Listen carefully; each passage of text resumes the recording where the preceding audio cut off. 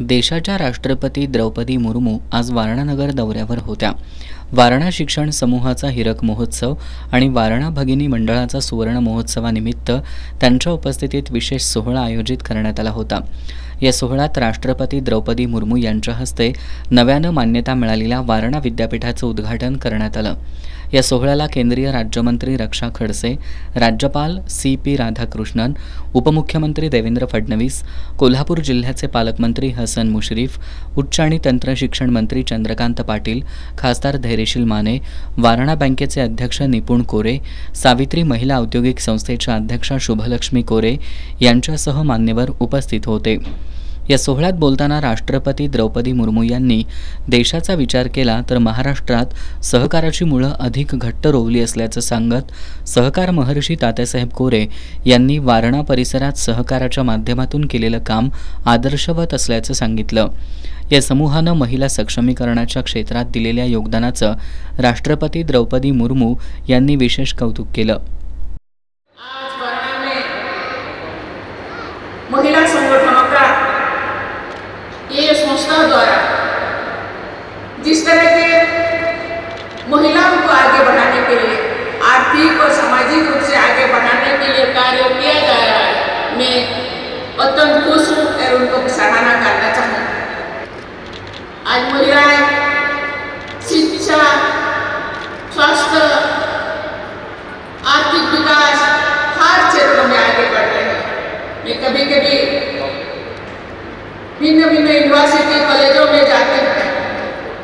आज महिलाएं छात्र से ज़्यादा गोल्ड मेडल लाती हैं। किसी भी क्षेत्र में महिलाएं पीछे नहीं। मैं कोरे साहब को धन्यवाद देना चाहती हूँ, मैडम कोरे को भी धन्यवाद देना चाहती हूँ कि इस संस्था को आगे बढ़ाने में ये लोग भरपूर प्रयास कर रहे हैं। राज्याचे उपमुख्यमंत्री देवेंद्र फडणवीस यांनी आमदार विनय कोरे यांच्या कार्यशैलीचा विशेष उल्लेख करत आमदार कोरे हे शांतीत क्रांती करणारं व्यक्तिमत्व असल्याचं सांगितलं।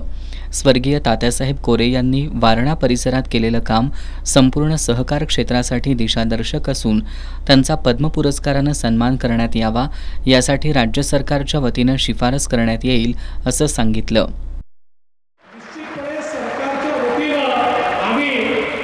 या ठिकाणी शिफारस करू की या सुवर्ण जयंतीच्या निमित्ताने ज्यांनी सहकार काय असतो, परिवर्तन काय असतं, लोकांपर्यंत समृद्धी कशी पोहोचवायची, महिलांचं सक्षमीकरण कसं करायचं हा वस्तुपाठ आपल्याला दिला, त्या सहकार महर्षी तात्यासाहेब कोरेंना पद्म पुरस्कार मिळावा अशा प्रकारची शिफारस ही निश्चितपणे आम्ही करू हा विश्वास या निमित्ताने देतो।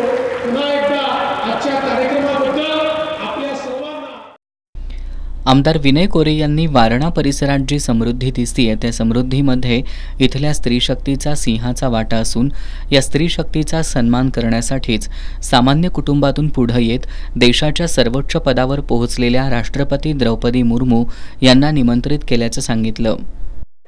आपल्या सगळ्या वारणावासियांच्या वतीने सौवाडी तालुका असेल, पन्हाळा तालुका असेल, हातकणंगले असेल, शिराळा असेल, वाळवा असेल, तेरवीर असेल, या सगळ्या परिसरातून या ठिकाणी उपस्थित राहिलेल्या महिला शक्तीच्या वतीने, या कोल्हापूरच्या वाघिणींच्या वतीनं मी मनापासून आदरणीय राष्ट्रपतींचं या वारणेच्या पावनभूमीमध्ये स्वागत करतो।